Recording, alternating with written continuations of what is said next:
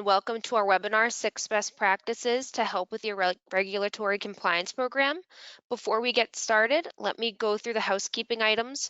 You can join the audio of this webinar through your computer or by dialing any of the numbers on your email invitation. During the webinar, a Q&A chat box will be available for you to leave your questions at any time. Brendan, Matthew, and Sophia will answer as many of them as they can during the webinar, but we'll make sure to compile those they don't get to and reach out with the answers. We really want to hear from you, so ask as many questions as you have. This webinar is being recorded and will be shared with you in the following days. And last but not least, you will earn CPE credits by attending this webinar. That's all from my side. Now let's meet the speakers.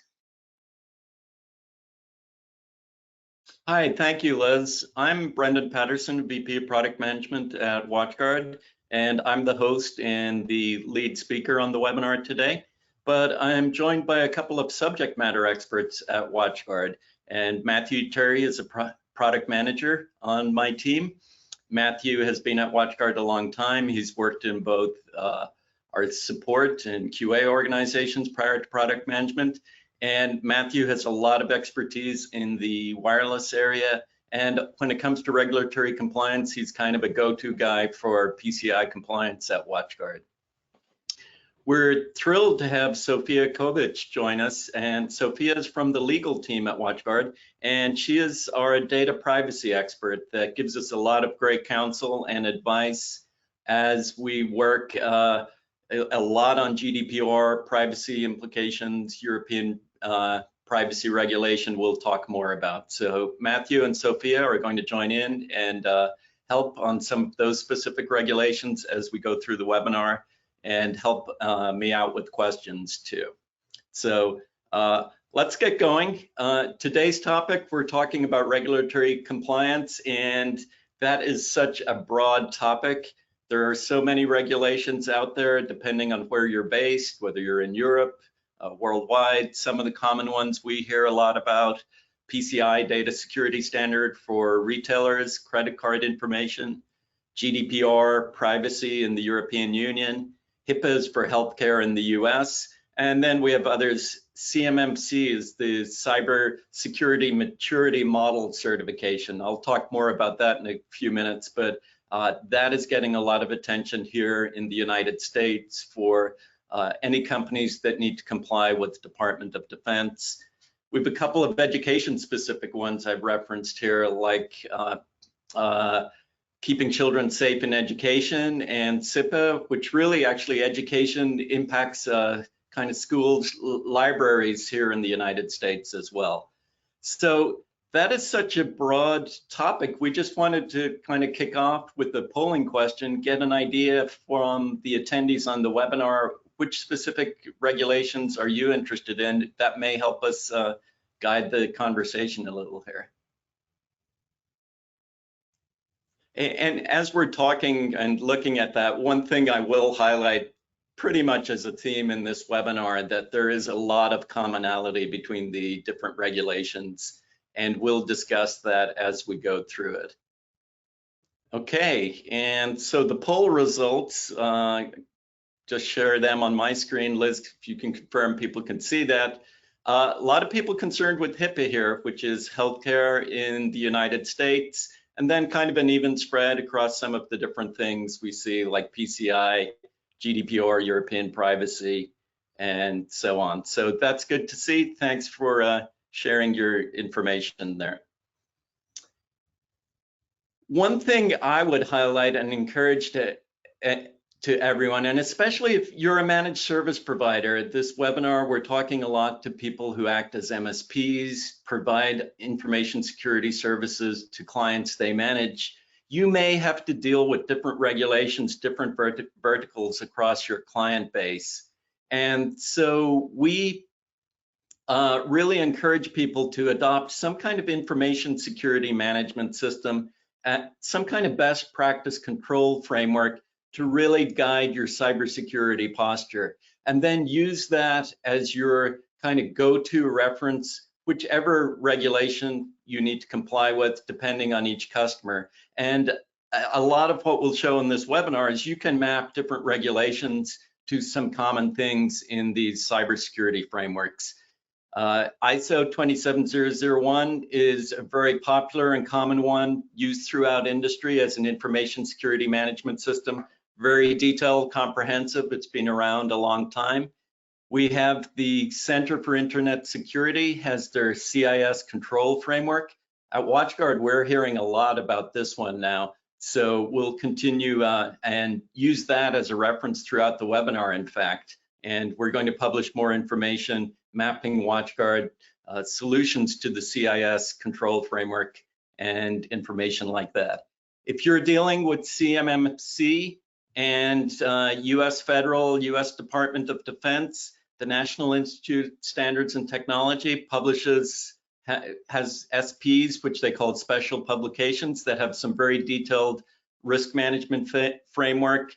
And 800-171 is the control framework that governs information around unclassified information. We also have in Australia the Cybersecurity Essential 8. So if you're maybe not at this time of day, anyone from that part of the world, maybe people on the recording will be familiar with that. In the UK, there's also the Cyber Essentials that are really guiding a lot of what people are looking at there. I wanted to provide a reference to what WatchGuard is doing. Here's a page from the Trust Center on the WatchGuard website. We have actually standarded around the ISO 27001 Information Security Management System. And you can see we have published our certification against that for our WatchGuard cloud operations. There is an audit report certified by a company available publicly on our website there. So that's one we're familiar with internally. I will talk a lot about CIS, cybersecurity controls. But another example I want to highlight, since a lot of people on the poll referenced they were interested in CMMC, which is capability maturity for Department of Defense. One thing you need to be aware of in regulations is they continue to evolve and update over time. So US Federal, they came out with CMMC Model 1 about 2 or 3 years ago. Maybe we started hearing a lot about it. It had 5 different levels. They referenced the NIST control framework for part of it. They added in some of their own specific controls they wanted people to adopt as part of their audits. We're now on CMMC Model 2.0. It's going to be applied to certain Department of Defense contracts. So it's an example of how things evolve. Thankfully, they have simplified this. They've kind of gone away with some of the CMMC specific controls they had. And if you look at level 2, for example, which is a required third-party assessment for critical national security infrastructure, that's all based around the NIST 800-171 set of controls. So it's an example of using a control framework like that one published by NIST is what guides you as you get audited for CMMC compliance. And CMMC is about getting a third-party audit to certify that you have sufficient controls in place to participate in Department of Defense contracts. And so we'll reference some of that as we look at some of the best practices we've looked at. So again, Liz, let's take another poll. We've seen what regulations people are interested in. What about any information security management system or control frameworks? Are you using any information security management or control framework? A lot of people using NIST, so we'll refer to that as well. CIS, some interest in that. And in fact, I've already seen a comment in chat asking for a mapping of CIS controls to WatchGuard technologies. And in fact, I'll talk about it later, but that is something we have worked on, and I'd be happy to share that too. So we'll follow up on that. One thing I want to highlight is, as an MSP, you need to think globally. You have customers, you may be focused on customers in one geography. You could be a US MSP working with customers just in the US, but you really need to ask yourself, do you have companies you work with outside your home country? Do you have customers that have customers themselves around the world? And what does that mean in terms of regulations they may be subject to? I had a WatchGuard partner in Australia actually contact me a couple of weeks ago looking for detailed guidance around NIST. They were working with the customer in Australia that was doing some business in the US. It was a regulation they didn't know anything about, so we were able to provide them some good guidance and control mapping around that. Sophia, maybe you can comment a bit on how GDPR may impact people around the world. Yeah, thank you, Brendan. So yeah, because of GDPR's extraterritorial applicability, you really have to think about not just where you're established, but also where you provide services. Another thing to think about here is about your subsidiaries and whether they themselves provide services to your customers. And another, probably the trickiest part here is, thinking not, especially as MSPs, thinking about not only your customers, but also where your end users are located. And just like Brendan said about Australian partner, we in the privacy department always have a lot of requests from Germany and throughout the Europe about different privacy and security assessments. Probably at least once or twice or 3 times a week, we reach out to our security teams and product management teams, and that's why Matthew is smiling right here, to help us fill out these security assessments. So definitely thinking globally helps in this regard. Okay, thanks, Sophia. So we titled the webinar Talk About 6 Information Security Best Practices. And why 6? Well, this is an hour webinar, and we could have talked forever about security best practices and what we want to do. I thought it would be interesting to pick just 6, use those as an example or as sample, and talk about how they apply to different regulations and things we may see happening in these areas. So I want to emphasize what we're talking about today is not comprehensive, everything you should have in your cybersecurity controls, but we've picked 6 best practices, and we're going to take a look at how they map and apply to different regulations around the world. So the 6 I've picked are what I've called need to know or access controls, multi-factor authentication, network segmentation. You can see by the graphic, we're a firewall company, so that's one we're always going to talk about. But of course, MFA is important to us too. But things like only allowing authorized softwares and systems on your network, using encryption, run regular vulnerability assessments, some of the good cybersecurity hygiene best practices. And how does that help you with regulatory compliance? So I'm going to pick CIS kind of as a lead example. So if I look at access controls, CIS requirement 3 talks about the need to develop process and technical controls to identify and securely handle, retain, and dispose of data. And then when you dig into the detail CIS has around that, they have data management process, establish a data inventory. But one thing you'll see common through these regulations, they'll talk about access control lists based on a user's need to know. Apply data access control lists, access permissions, local file systems and databases, always apply need to know. And that's something you'll see through the different information. So for example, GDPR, you may be dealing with CIS as your control framework. If you have to work with some European customers in GDPR, the security measures there also talk about the need to know principle. If you're in retail, PCI data security standards, requirement 7 goes into a lot of the need to know. Access to data systems needs to be defined, assigned, and managed. And again, NIST for people who are dealing with CMMC, again, specific requirements 3.1 around access controls. They don't use the phrase need to know. They talk about least privilege, including for security functions. And It's the same concept. Only give access to data to people who really need to have the right to that. And in fact, what we're seeing in the industry a lot now is the term zero trust. Regulations may not have caught up with that so much. They're using more old school terms like need to know and least privilege principle.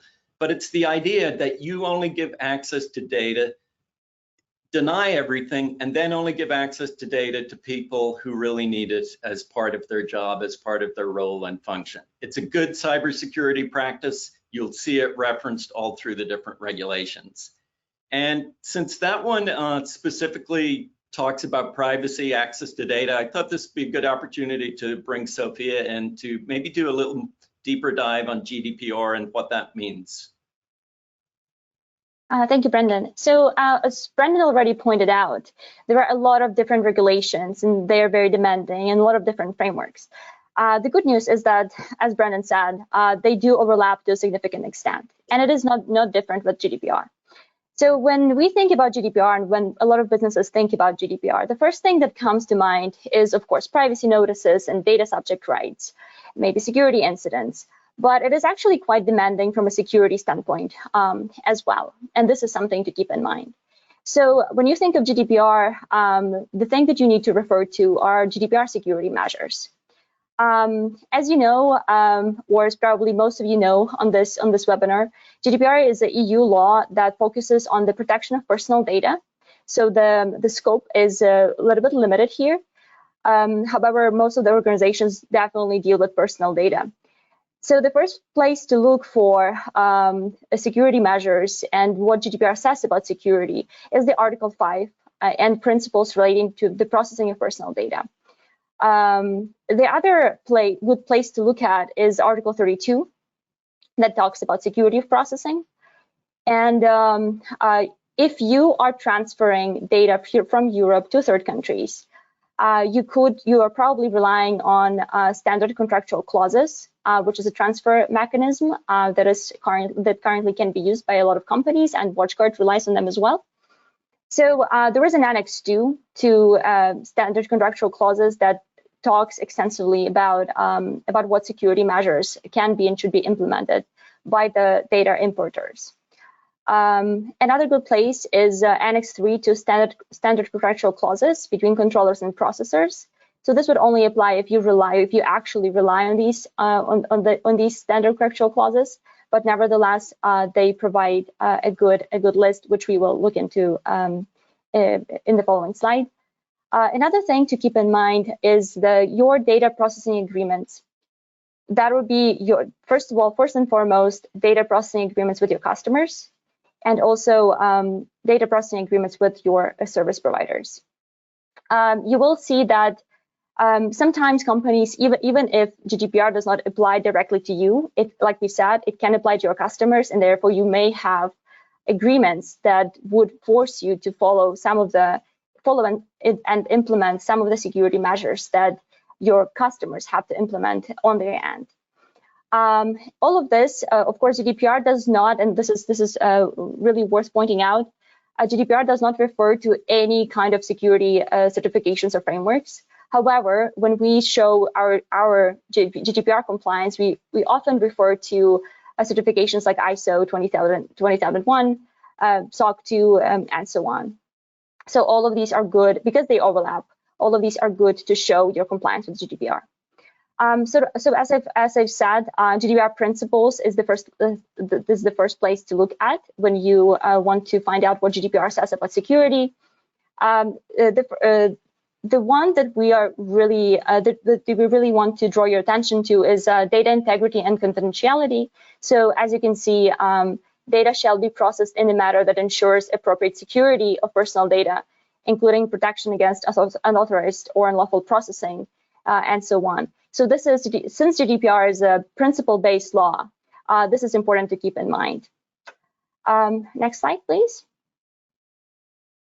Another one is Article 32, just like I've said. So here you can see that both controller and the processor, so regardless of your role under GDPR, you will need to implement appropriate security measures. And some of what Article 32 refers to is, as you can see here, encryption of personal data Confidentiality, there goes your need to know basis or zero trust, right? Integrity, availability, and resilience of processing. Also regular testing security measures and testing your systems, which Brandon, all of these will pop up throughout this presentation, and you will see how they overlap with other regulations and frameworks. Next slide. So security measures as well is a good place to security measures within the standard contractual clauses is another good place to look at. And I really want to point out that these are just the examples that European Commission has drafted within the standard contractual clauses. But nevertheless, this is a good reference list for the companies, and this is something that we refer to in our DPA. And a lot of importers within US also refer to explain and show their compliance with the GDPR. So as you can see here, some of these are repeated from Article 32. But then in standard contractual clauses, we actually got the expanded list of things. And as you can see here, we got the first addition here was the user identification and authorization. So there goes the MFA, and Brendan will talk about this later on. It's also data protection during transmission and during storage, aka encryption, which Brendan will also talk about, and that overlaps with multiple frameworks and other requirements. And so if you, going back to need to know access controls and data confidentiality, of course, there has to be an understanding that data confidentiality under GDPR is much broader than need to know access controls. But nevertheless, need to know access controls are a part of probably the biggest part of data confidentiality. And here on this slide, you can just see some other examples of how data confidentiality under GDPR and under a lot of these other frameworks that Brandon will be talking about can be achieved. Okay. Thank you, Sophia. And so great, quick overview. GDPR is such a huge concept, but I think the real takeaway there is maybe if you're not too familiar with it, all you need are kind of the same best security practices that you would use for other regulatory compliance, and that good programs you have in place that for maybe PCI will help you with GDPR if you start working more with European customers or companies. One of those other good security practices, of course, we promote a lot at WatchGuard's multi-factor authentication. And again, CIS requirement 6, talking about tools to manage and revoke access credentials and privileges for users. You get into the detail. One thing I like about CIS, and I've kind of used it as a lead reference here, I find it more accessible and it uses less jargon maybe than some of the other regulations like NIST or things like that. They basically spell it out, use MFA for externally exposed applications, require MFA for remote network access. And that's something you'll see in common across different regulations, not just that they're saying use MFA or the control frameworks, but even calling out the level of where you should be using it. So PCI, when you get into credit cards, they talk about MFA implemented to secure access into the CDE. If you're not familiar with that, that's the cardholder data environment. And Matthew will correct me if I get any of my acronyms wrong. He's more up to date and familiar with PCI than me.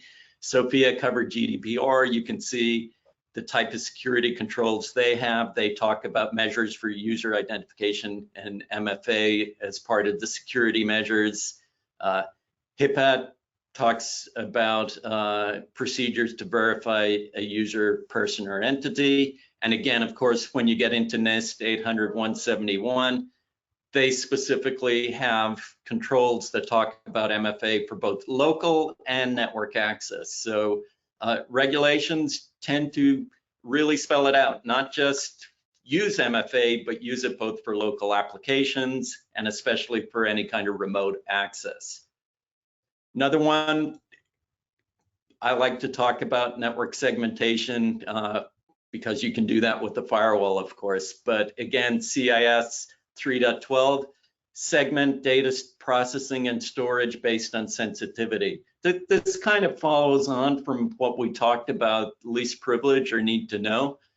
Don't have important sensitive information on a part of a network that everyone can access if they don't need it. The CIS specifically calls about traffic filtering between network segments, and of course you can implement that with the firewall.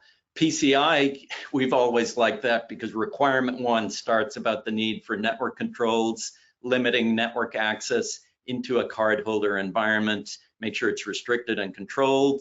And there's aspects of NIST where they get in and talk about implementing subnetworks for publicly accessible system components. So it's an area we're very familiar with at WatchGuard, and of course encourage people to know. And also other aspects of these control frameworks we'll get into, documenting your network configuration and controls. And that's an area where we recommend people don't just have a firewall configuration, but make sure it's documented and everyone knows what each policy is for through some good documentation.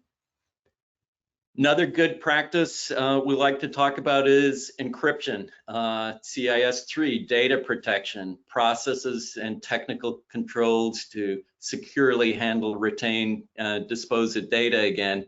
And like I said, I like the clear language, specifically encrypt both your sensitive data at rest and encrypt sensitive data in transit. So again, they don't just say encrypt data, but call out at rest and also in transit when it's traveling across networks. PCI, again, also has requirements 3 and 4 that, again, use that kind of breakdown between data at rest and data in transit again. HIPAA I'll talk about in a minute. And like I said, NIST gets a bit more elaborate in the terms in 800-171, talking about cryptographic mechanisms. They'll get into detail of things like use FIPS certified cryptography for the transmission of data.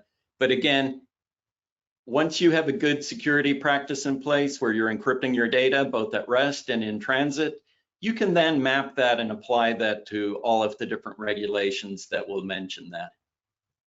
So for example, HIPAA was actually one people were most interested in our poll at the start. And HIPAA actually has been very stable and around for a long time. There are specific federal regulations for security controls around HIPAA. We've mapped a couple of them here, specifically that talk about transmission security. If you go back to the 90s where patient data in hospitals, healthcare was all on paper, as it moved electronically, there were a lot of concerns about the security and privacy and who has access to that data. And out of that, HIPAA was born in terms of security controls to make sure things are restricted. So encryption is very important in the context of HIPAA because you want to make sure sensitive, personal, private, patient records are not exposed to people who don't need to see them. And one thing to be aware of with HIPAA, you may think it always just applies to healthcare, but be aware of the companies you work with. Are they maintaining health benefits, personal health records of their employees for any reason, if they have a healthcare plan? They need to be, may need to be aware of some of the HIPAA requirements. But again, a good cybersecurity control framework and best practices will help them out. And again, they specifically call out mechanisms to encrypt and decrypt electronic protected health information. So that's a term you'll hear a lot in HIPAA. Basically, it's every regulation has kind of their own kind of name of art for private information. In the case of healthcare, it's electronic protected health information. Of course, PCI is very much concerned about the credit cards and things like that.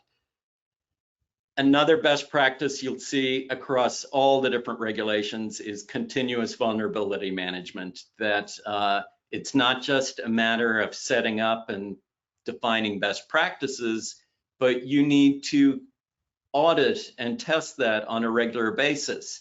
And so again, using CIS as a lead reference, automated vulnerability scans, and like other regulations, they'll call out specifically internal enterprise assets, but also externally exposed enterprise assets. So it's not enough just to be vulnerability scanning internally. And PCI DSS, again, a lot of commonality across these things, will specifically call out both external and internal vulnerabilities should be regularly identified and addressed. And again, NIST, they say scan for vulnerabilities. So you need a good regular vulnerability testing and scanning program as part of any compliance initiative. And this one we specifically called out because it can maybe be a bit subtle what it means, only allowing authorized software and systems. And of course, CIS leads off with inventory and control. They break it into hardware assets and software assets. I've combined it here. But basically, they're asking people to address their unauthorized assets on a weekly basis, even as a good practice. And PCI DSS actually gets into the specifics of unauthorized wireless access points. And that's something we see in PCI. I've always found, working with PCI, going all the way back to 2004, that they've had a strong emphasis on Wi-Fi and wireless security. I think a lot of that came out because of the original TJ Maxx hack. That was one of the first huge breaches that exposed a huge amount of credit card information started over wireless networks. They've always had a special emphasis on that. And of course, NIST talks about unauthorized software. Make sure you're only using authorized software on your networks and systems. This is maybe a good opportunity to drill a bit more into PCI DSS. So Matthew, you want to tell us a little more about that? Absolutely. Thank you, Brendan. So what is PCI DSS, right? The payment card industry's data security standard, like was mentioned, Brendan mentioned just a moment ago, started in around 2004, by the PCI Security Standards Council, comprised of a lot of the major credit card association. They make the guidelines around what is needed to be secure and what is needed to be fully compliant with their standards.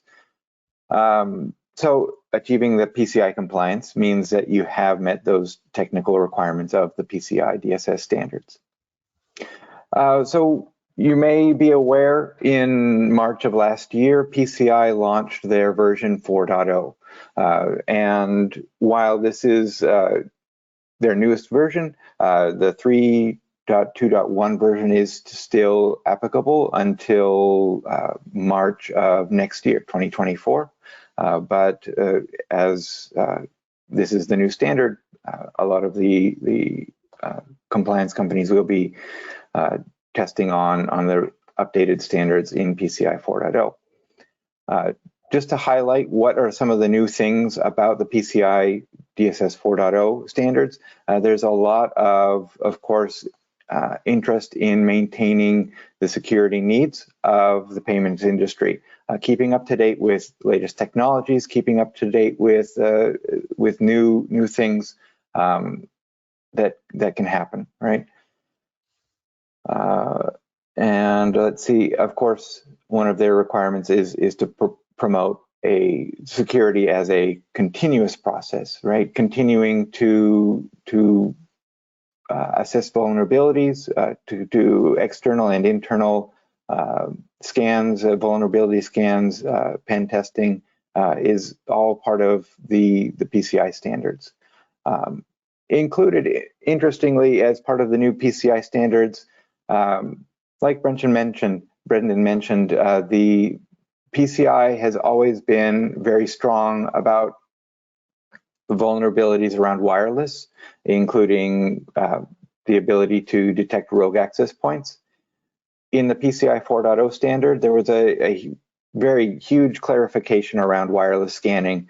That means the new regulation is that even if a card network, a network that processes or holds card holder data, doesn't use wireless itself, that network still has to be able to scan for rogue networks, rogue access points in the airspace, which is really important. And I think it's a very forward-looking requirement for the PCI and for security in general. So like I mentioned, rogue access points is really important. And so I'd like to take a moment, of course, to talk about what is a rogue access point, right? A rogue access point is something, an access point on your network, usually on your protected networks or your secure networks, that's broadcasting an SSID that's not expected to be there.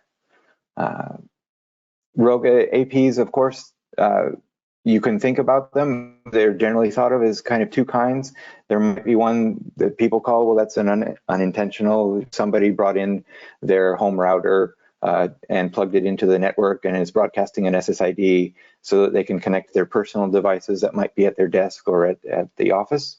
And then, of course, there are malicious rogue access points where somebody with the intent of intruding the network, trying to either collect data, steal data, or inject some kind of malicious, some malware or something into the network, puts an access point on the network so they can control their own internal access, like a backdoor, right?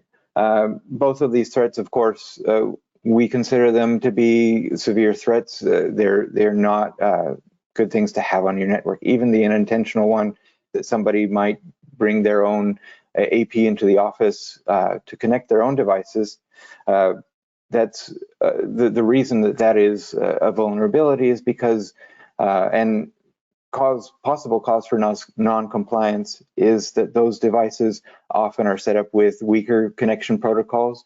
They may still be set up with the default passwords for either connecting to or management of those systems. So it's a huge vulnerability in the network, even if somebody is doing this without kind of malicious intent. So thanks, Matthew. And I really like the PCI emphasis because it's a good example of where different control frameworks and regulations really will talk about make sure you don't have unauthorized software or network equipment, but PCI really drills into this concept of rogue access for Wi-Fi and scanning for that. Just because of time, we couldn't cover everything related to cybersecurity in this webinar, but we wanted to pick these 6 examples to show people good cybersecurity practices are common across different regulations. Maybe there's some variations on a theme, like we just talked about PCI and the emphasis on Wi-Fi.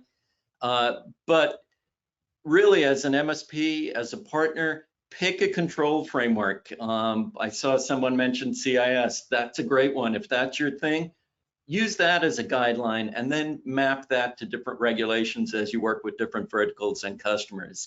As you look at these control frameworks, there are many more areas than the 6 I picked. After we put this webinar together, I actually thought, hey, for giggles, I'll just ask ChatGPT for 6 best practices, and 4 of them aligned with the answer. And what was funny, I asked again a day later and I got a different 6 from ChatGPT, but it still had the same core 4 ones. There's a lot of other things. We tend at WatchGuard, of course, to emphasize the areas that we have solutions for. So for example, physical security, card readers, making sure your doors are locked, basic security practices like that, important. Not something we emphasize as much because we're a technology company in software and security, but different things like account management, password complexity, incident response and management, security awareness for your employees, pen testing, not just scanning for vulnerabilities, but having a good program in place to actually remediate, patch, and fix those vulnerabilities is important. If you're writing code in a company, you need to have good code security practices, good backup and recovery, intrusion detection, anti-malware, of course, areas we're interested in. As we talk about encryption, control frameworks, we'll get into other details like how do you manage keys and things like that is important as part of any type of encryption. So a lot of other areas of emphasis, and we could kind of go through all this and emphasize how different regulations have common themes and look for the same things. But I think the 6 we picked will give a good example of that. Be aware that as you look at different verticals, things may get a bit more specific. For example, KCSIE, Keeping Children Safe in Education in the UK, actually has some requirements around keyword filtering for search engine searches. So some regulations in specific verticals will go deep in a specific area. So that's something to be aware of and look at as you get into that. How do WatchGuard products help? We have our unified security platform where we have 4 different core product areas at WatchGuard. I mentioned network segmentation. Felicia kindly pointed out I should highlight isolation as part of that too. And of course, with our network security solutions, our firewalls, you can really implement segmentation, isolation of networks. Matthew, secure Wi-Fi, can we help with rogue access scanning? Absolutely, we can. Right now, with our access points managed by WatchGuard Cloud, we do have a beta feature for our airspace monitoring and a new firmware to help the APs be able to scan for rogue APs and evil twin access points in the network. Actually, that feature will be going live later today as GA. So we really recommend upgrading the firmware to the latest on these APs. And then enabling this feature for airspace monitoring to take advantage of the security features that are available with scanning. I can go into a lot more detail, of course, how we're going to be using the data from that in our threat sync to help process, to help use other components, other WatchGuard devices and products in the network to help mitigate against it rather than relying on only the Wi-Fi alone. But I'll go ahead and stop there for time's sake. Okay, I like that. Matthew's sliding in a little product announcement there, but it's great to see that rogue access scanning capability coming to our Wi-Fi 6 access points. What about multi-factor authentication? Does WatchGuard have anything for that? Of course we do. We have our AuthPoint, and I love using AuthPoint myself. I've used AuthPoint for, ever since we had it in beta, and I love to show it off how I can use it for not only my WatchGuard connection devices for VPN multi-factor authentication, but I use AuthPoint as my token keys for a lot of my other external social media or other kind of accounts as well. So absolutely, AuthPoint is one of my favorite tools at WatchGuard as well. Yeah, and endpoint security kind of ticks the boxes for some of the obvious ones where we talked about anti-malware, malware detection, but there are some capabilities in there that really help, like where we talk about authorized software. The Zero Trust application service in our WatchGuard endpoint security suite will ensure that only approved software and applications are going to run on your system.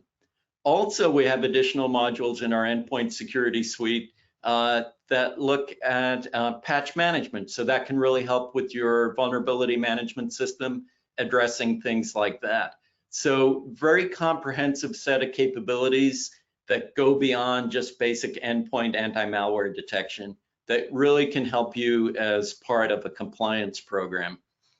And so how do you know that can help? So a couple of people have asked, will slides be available? Absolutely, we'll make everything here available. We've put a few links in for people who want to do follow-up research on things like CIS or some of the NIST standards, PCI.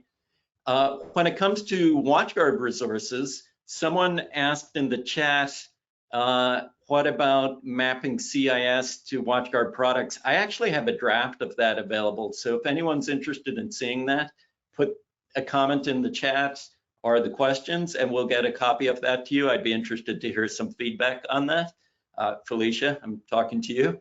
And we also have a mapping of our NIST controls to WatchGuard products available. So we can follow up and make that available to people. We have compliance web pages, and in fact, Matthew, PCI, you've been update there too? Yes, I've been working with our marketing team to help update our PCI white paper, and that should be live. I believe it is live today as well on our PCI compliance pages at WatchGuard. So the white paper is updated with new language, not only for the updates in PCI DSS 4.0, but to help better reflect all of the WatchGuard products, and not just our firewalls and Wi-Fi and other UTM, but for all of the WatchGuard products that help can help maintain PCI compliance. Okay, with that, today's topic, again, with the limited time we have available, before we get into questions, I saw someone had said, I'd like to see more webinars in this type of area. Which type of topics would you like to see WatchGuard cover? Like Matthew, great expertise in PCI. We can do a webinar specific to that if we see the interest in that. Sophia obviously knows so much around GDPR, privacy regulations.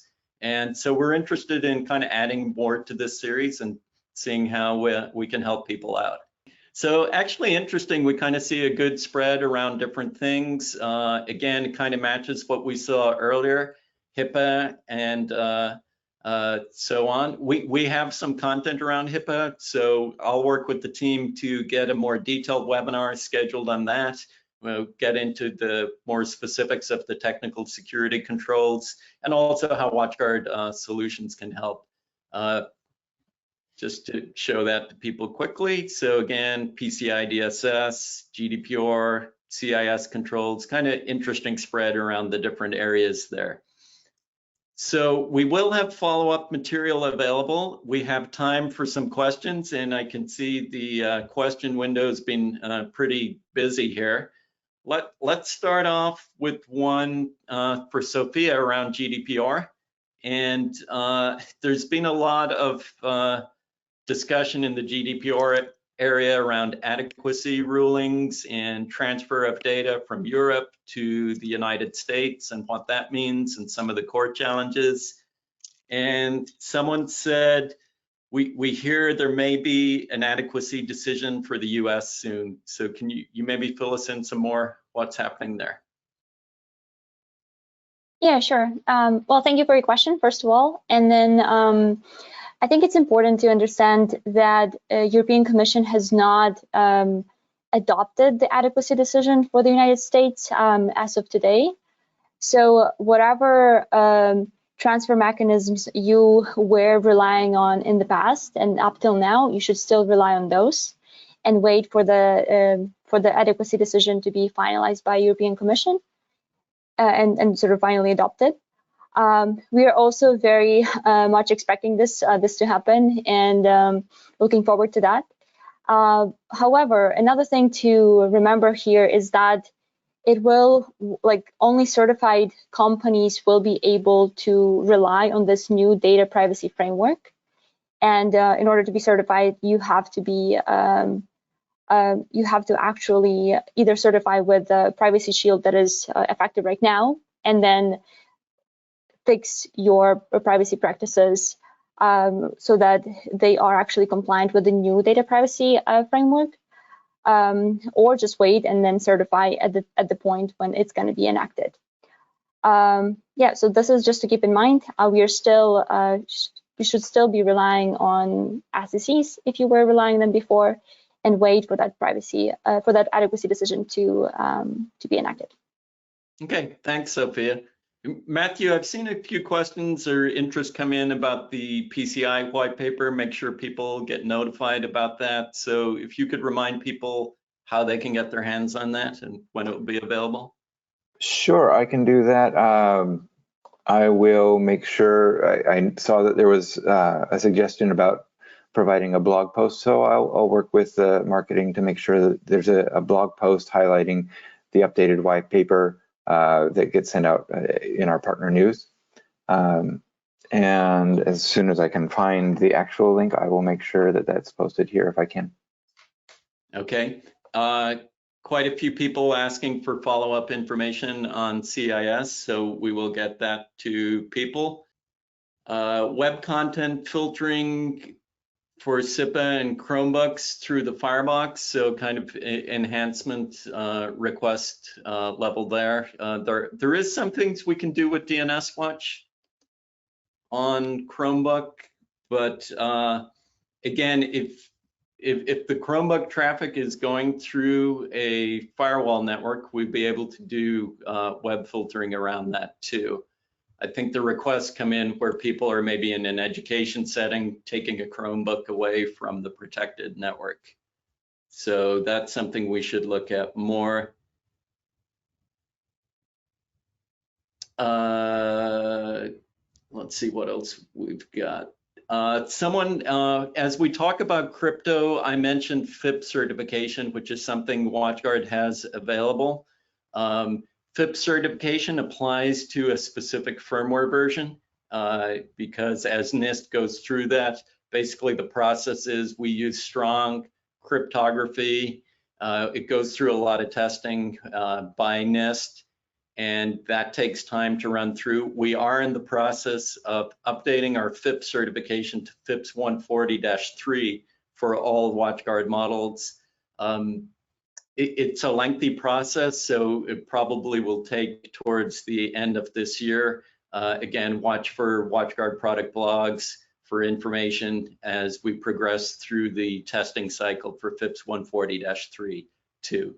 It's a relatively newer version of the FIPS standard, so we're progressing from 140-2 to 140-3 for WatchGuard products, and all of our current products will be certified to that. Let's see what else we get here. A lot of people asking for access and reference to the useful content, so we'll make sure that is available. Someone said you mentioned keyword filtering for KCSIE. Are there any plans to add this for the Firebox? We do have search engine filtering for KCSIE available now with the Firebox in our WatchGuard Cloud reporting. So that is a feature that we actually called safeguarding within WatchGuard Cloud, and we filter search engine content against a set of keywords we get from the Internet Watch Foundation in the UK, and can alert when any of those concerning terms may show up in search engines. It's of interest in school areas. That's a feature we've had for a while now I think a few months, and we continue to expand it. We're going to add more kind of sources of concerning keyword content into the lists we track against there. We also have a search engine report in WatchGuard Cloud where you can just see which search engine keywords or terms have been used by people behind the firewall as well. So that's a useful one. It doesn't alert on specific terms like our safeguarding feature, but it is available for people who want to monitor that. Matthew, maybe I'll address this one to you. How about protecting our WatchGuard accounts? I'm very concerned about global access to it. Can it be restricted to particular IP address? So while you're thinking about that one thing I will highlight, as we talk about best security practices and concerns and complying with regulations, that also applies to all of the tools you're using. So things like MFA don't just apply to MFA to your applications, but also apply MFA to your logins to WatchGuard Cloud. Password complexity, apply that, have long passwords for your firewalls. So all of the good practices apply not just to the products you're securing, but also the security products you're using yourself. Right, yeah, I absolutely agree. The ability to apply MFA to your WatchGuard account so that it helps to protect logins to WatchGuard Cloud and into WatchGuard is something that I think helps in this area, as well as certain things like making complex passwords. I use a password manager for all my passwords, and I use it to help generate passwords that are at least 20, 25, sometimes 30 characters if the website will allow it. And I don't know my passwords anymore. They're all complex jumbles of letters and numbers and special characters. So I can just copy and paste them from my password manager.